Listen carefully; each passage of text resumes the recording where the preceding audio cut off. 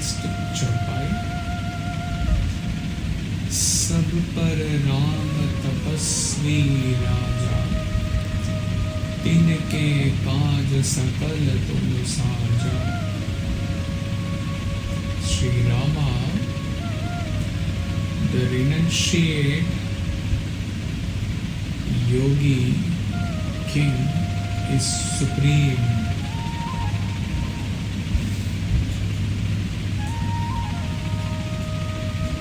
You accomplished all Rama's tasks with great finis.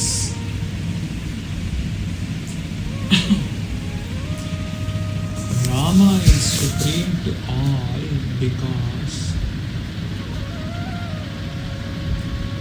at the subtlest level he is the supreme Brahman, incarnated in Ayodhya as Shri Rama. A tapasvi is the one who has renounced the world and is without attachments and desires.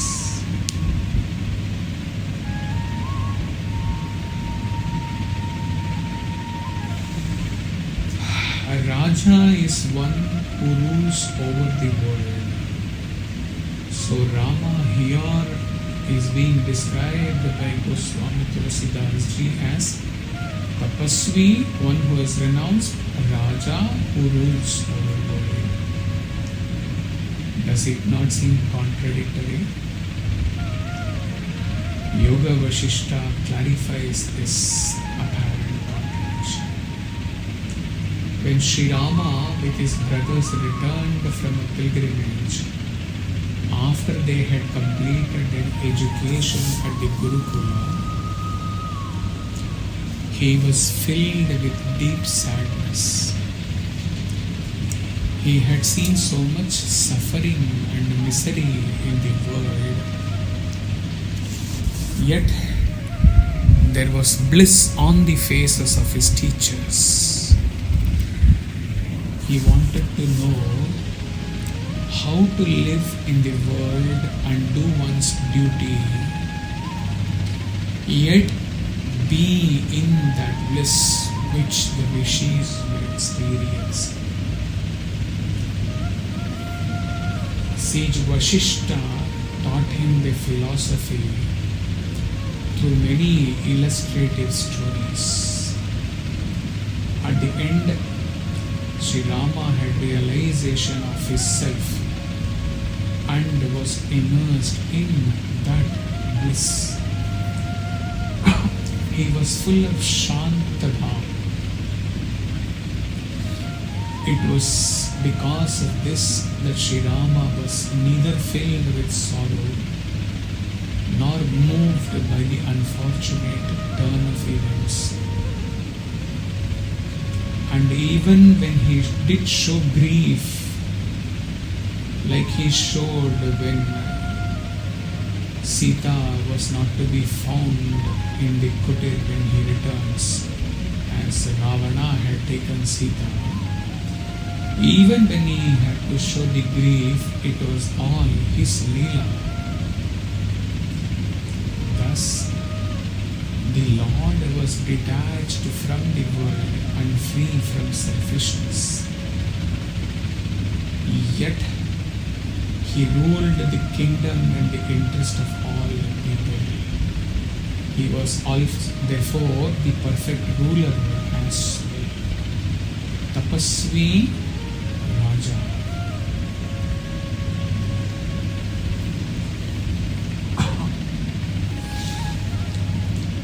Since Sri Rama stayed in the forest for 14 years in the garb of a hermit and was wholly detached from the world, he was Tapasvi. He was Raja as he ruled over all. Even at the physical level as Sri Ramachandra, he was the beloved of all the saints and sages all over the world. In that context, he was the Raja.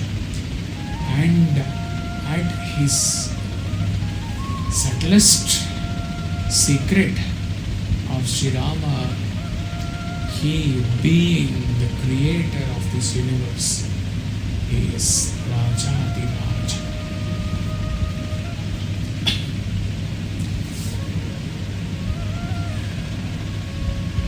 As we remember Sri Ramachandra, what comes to our mind is his self-sacrifice. Second thing is word of mouth. Third thing is love on brothers. Fourth thing is love for husband-wife, which is essential in Grahastha ashram. The fifth thing is the encouragement of good thoughts. Sixth thing is the suppression of evil instincts. And the seventh thing is the ascetic life or the life of a tapasvi. All of these things are seen in the life of Lord Rama. Tulsidas ji writes that the character of Lord Rama was the best. Ramacharitra is an emotional and historical poem. What is Bharat? It is known by saying Ram. What the Indian culture has to become, it comes to mind by reading Ramacharitamas.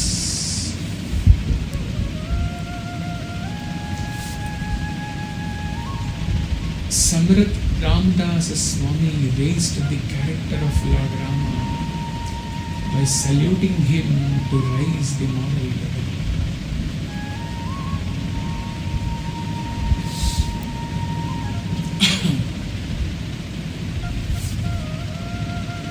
Not only this, when the Yavani power started becoming conditional here and the moral level of the society started falling, then in the morning the memorable Goswami Tulsidas ji raised the character of Rama and raised India. Tulsidas ji writes here in Hanuman Chalisa that Hanuman ji did all the work of such a tapasvi Raja Ramachandra with great skill.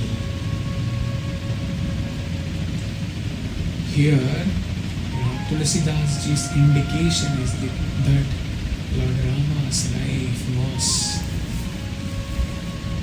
of a tapasvi, and if the tapasvi Hanuman ji did the work of such a virtuous tapasvi God, then we should also do God's work by bringing that tapas in our life. What is the meaning of tapa? If there is any goal in life, then for that one has to endure happiness and sorrow. This is called tapa or tapas. For him there should be a purposeful life. Only then there is purpose and meaning of austerity. One who does not eat anything or stays in the sun or water for a long time, his act is not called austerity. The one who endures happiness and sorrow for a goal, keeping the goal of tapo, dvandva sahanam, dvandva happiness as well as sorrow. Such a tapas is called the real tapas. The pleasure and pain you endure in order to achieve a fixed goal is called austerity.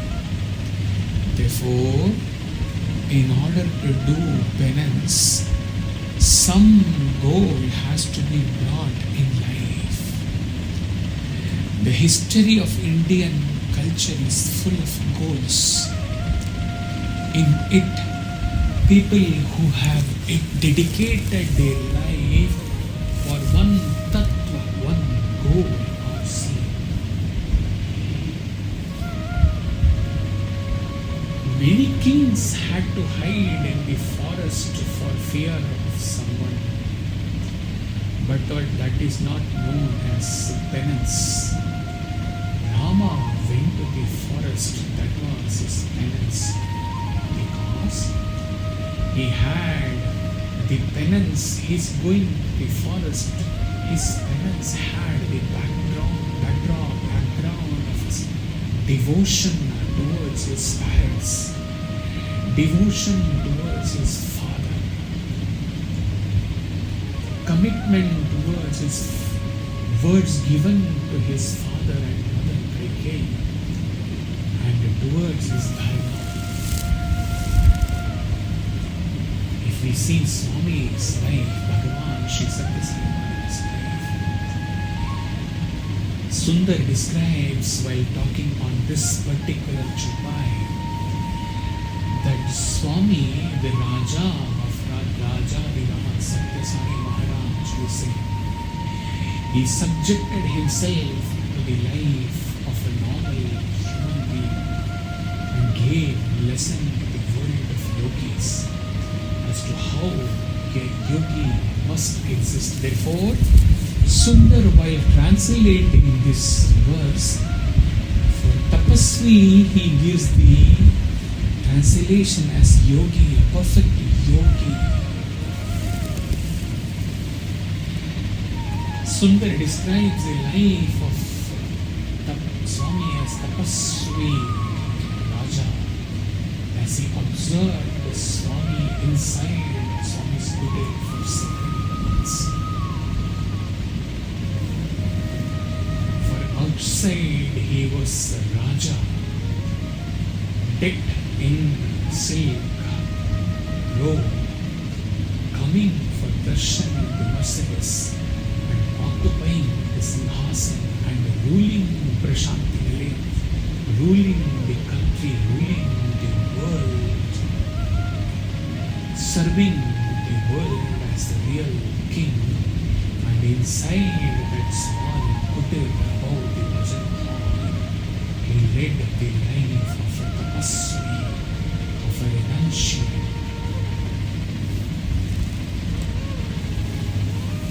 He was talking to one sadhaka on a drive to Shiva temple the other day. He said, leave alone all the teachings of Swami if you are not able to follow.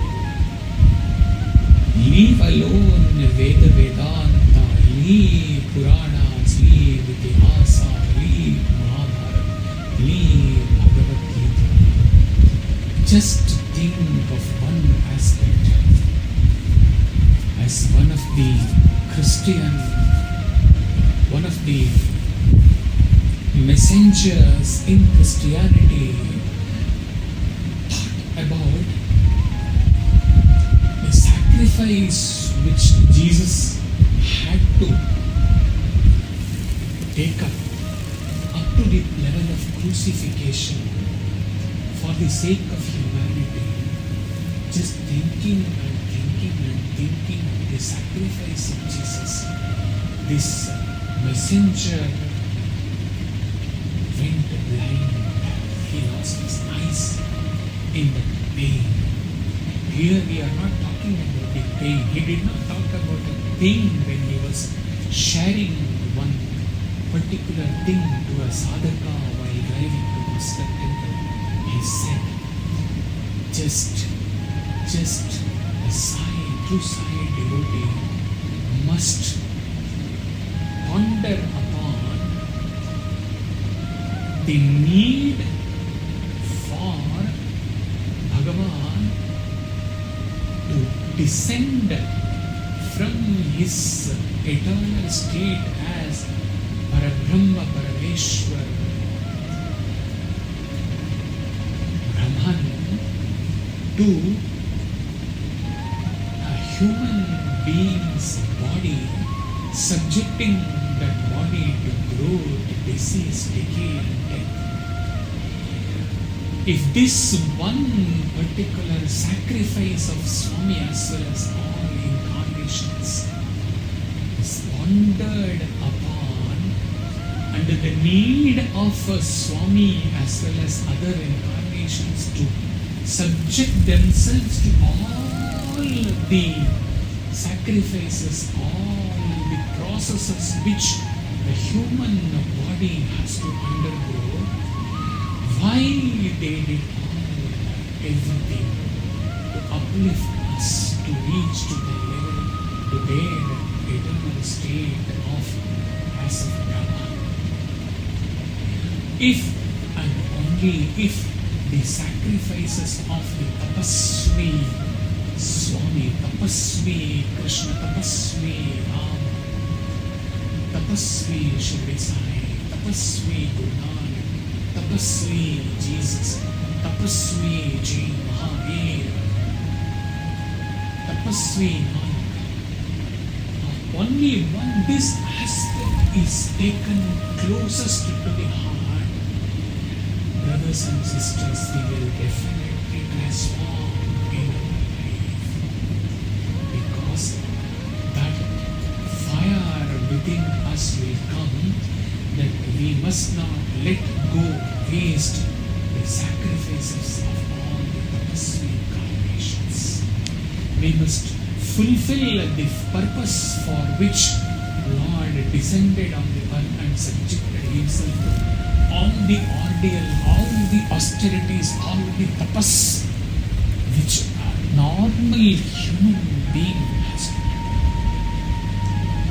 If we value this particular tapas aspect of Swami, surely we must transform our life and fill our day-to-day life with Satya, Dharma, Shanti, Prema, Ahimsa. Even if we are not able to follow any other spiritual teachings, think of a sacrifice and uplift ourselves to fulfill the purpose of all his sacrifice. Otherwise, it's his avatar incarnation itself would be a waste. His subjecting his body to less than 22 kgs on the 24th April 2011 for the sake of humanity, everything will go waste if we do not transform ourselves and fulfill, reciprocate to the purpose for which he descended on earth and he subjected himself to this tapas. He might have been in Kailasha, he might have been in Vaikuntha, he might have been as Nirakara Parabrahman. Why he came on earth?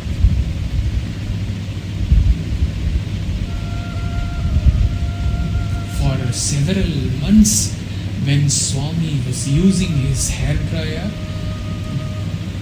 due to a misdirection of the hair dryer, the heat directly fell upon the retina. He was not able to see properly with one eye for several months. Brothers and sisters, why Parabrahma Parameshwar had to undergo, why Ramachandraji had to undergo all the tapas of 14 years of losing Sita Mata, of all the hardships. Should tears endlessly not roll over our eyes, our cheeks, when something is happening to him and he even describing this, he can't even explain. Should we not transform our lives for this one single sake, thought of the sacrifices which God has undertaken for uplifting Paritrana, Sambruna, Vinashaya, Krishna.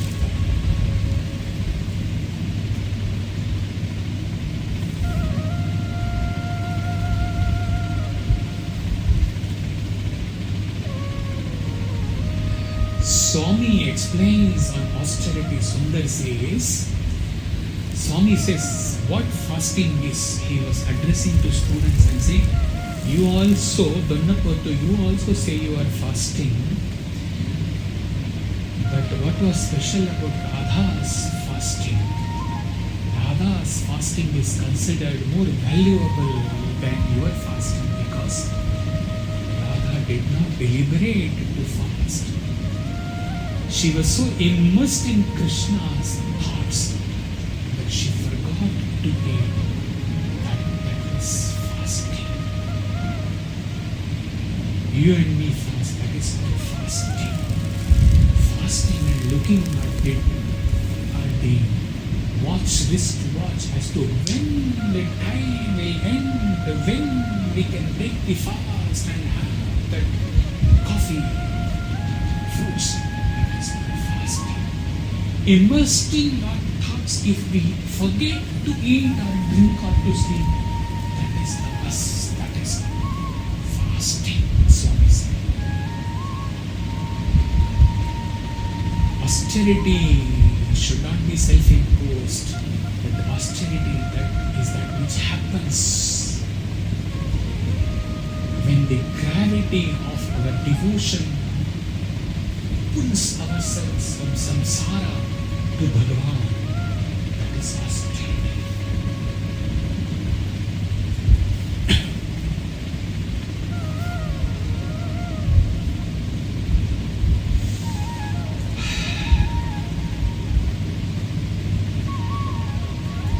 He's very emotional today. He's describing this. He has seen the pain in Swami's face when apparently Swami fell down in bathroom and broke his bone, and after several days he came and stood in all the pain for giving darshan to the devotees who had served in the ashram for 48 days. On one side, that compassion on that face, on the other side, the physical pain showing up on the face because he was standing with that broken pain, because in that short balcony, if he cannot give darshan sitting on the chair, his face cannot be seen. He had to stand, and that time there was no students supporting him from the backside, holding his body. He has seen all those things. Why will he not get emotional? Why will he not cry?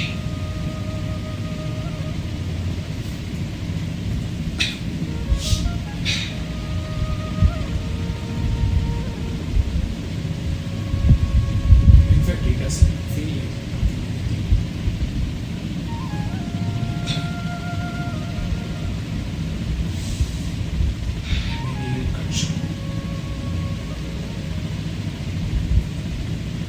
so penance is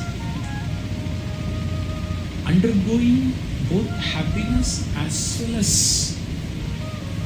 sorrow, dvanda sahanam, for a specific goal, for a specific selfless goal in the larger interest of the world.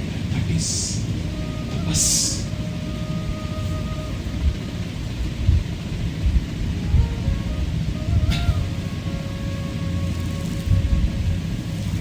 Draupadi did not forget Krishna when she was in the highest state of happiness. And she did not forget when the mountains of sorrow fell, when Papi Dushashana was bent upon disrobing her of all this honor. In the presence of Duryodhana, Drona and Kripa and Bhishma and Drona, even at that time she did not forget Krishna. This is tapas.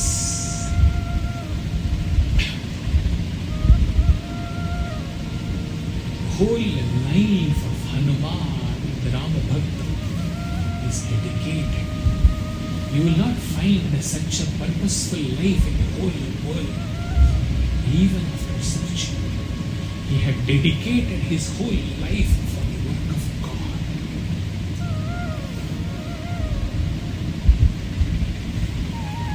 That is, and he did the work of Ram. Because Ram worked through him. Remember Swami saying to the Sevadani in Bangalore, you serve in my mission, I will serve you. I will serve you. So when Hanumanji dedicated his life in Rama's mission, why Rama will make his work Sakala Kaj Sakala Tum Saja? Why Rama will not make Hanumanji's work in Rama's mission most skillful, most efficient? If, brothers and sisters, we lead the life of Sri Hanuman, dedicating our life to God, Rama would certainly work through us, and all our life, our entire life, is so easily will be managed by Rama essence, by Sai's essence. The Sai's essence within us, a self. And then we, without deliberation and without even thinking that we are serving in his mission, will be working in his mission. Tinake Kaj Sakala Tum Saja. Effortlessly, Sakal is done in Sahaja.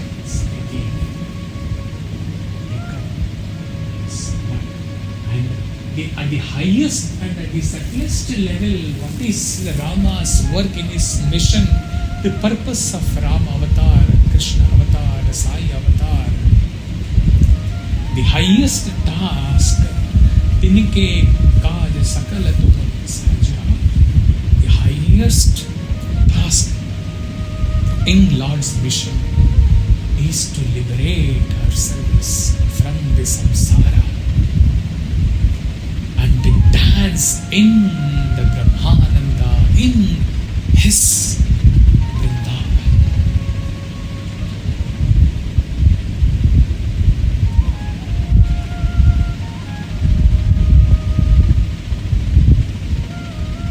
Today's talk had to be emotional because when such verses are talked about, the bhakta in him takes the upper hand.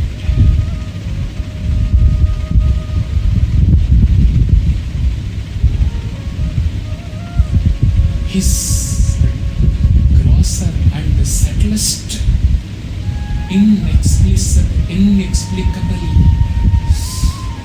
romance, communication may not be oral, and his witnessing Swami for so many years, everything comes flashes just as if it happened yesterday.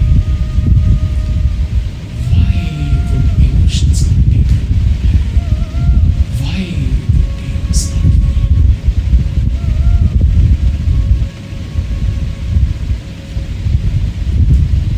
Brothers and sisters, it is fantastic to work in Swami's mission relentlessly, ceaselessly, efficiently.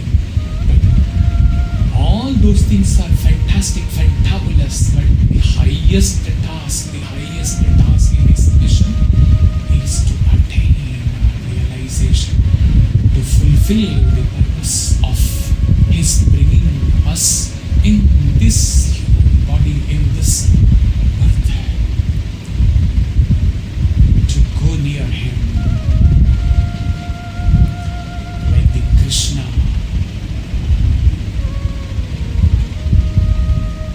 talk in Sadan.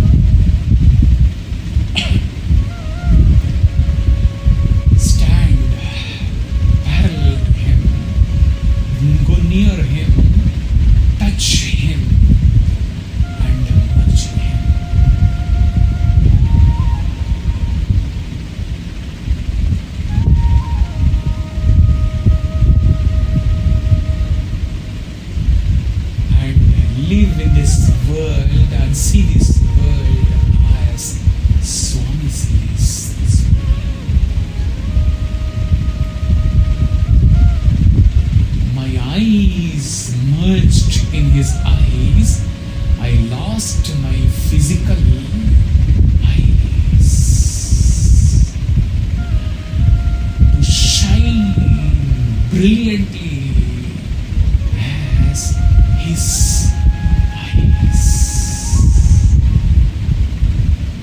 And I do not have my body anymore.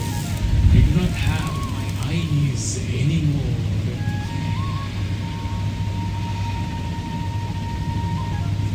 It is size, eyes, size, essence, size, tattva, which shines brilliantly in and as